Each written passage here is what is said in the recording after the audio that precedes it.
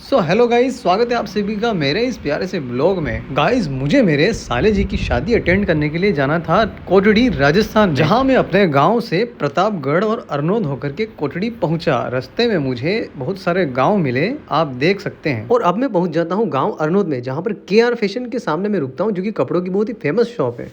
लगभग 1 घंटा बीत जाने के बाद भी मैं उस गांव में नहीं पहुंचता हूं। और उस गांव से थोड़ा सा पहले एक गांव आता है, जहां पर मैं रुक करके नाश्ता करता हूं और लस्सी पीता हूं। तो दोस्तों, यहां पर मैं 40 रुपए का खर्च करने के बाद, थोड़ा सा पेट भर जाने के बाद निकल पड़ता हूं अपनी बाइक लेकर के 4 से 5 किलोमीटर के सफर पर।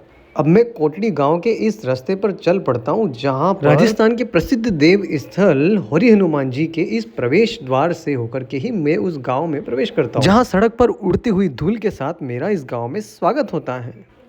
अब चंद मिनटों में मैं मासी जी के घर पर पहुंच जाता हूं, जहां पर तिलक लगाकर मेरा स्वागत किया जाता है। 5 दिन बाद मैं मेरी बेटी से मिलकर के बहुत खुश होता हूं, लेकिन 5 दिन में ये मुझे भूल जाती है। मैं इसको टोकता हूं तो ये रोने लग जाती है।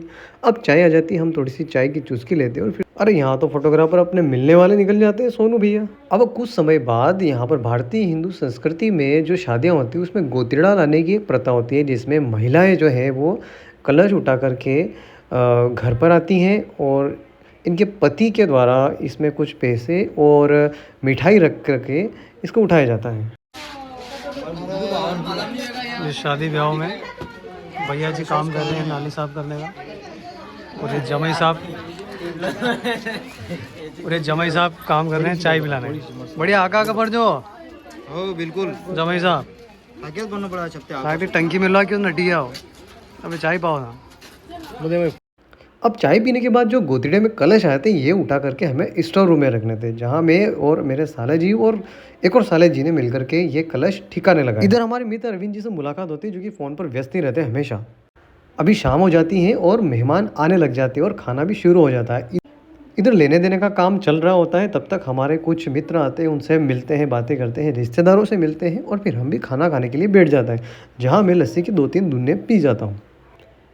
इधर दूल्हे राजा की कुछ फ़ोटो शूट्स हो रहे थे, जिसमें हम उनकी कुछ हेल्प करते हैं। फिर शाम हो जाती है और शाम को बिंदुरी की तैयारी होने लगती है, जिसमें दूल्हे राजा घोड़ी चढ़ जाते हैं और पूरे गांव में भ्रमण करते हैं, जिनकी बिंदोली में बहुत सारे लोग डांस करते हैं। लेकिन मुझे नाचना नहीं आता, तो मैं सिर्फ वीडियो बना रहा होता हूँ। तो आइए देखते हैं छोटा सा डांस क्लिप।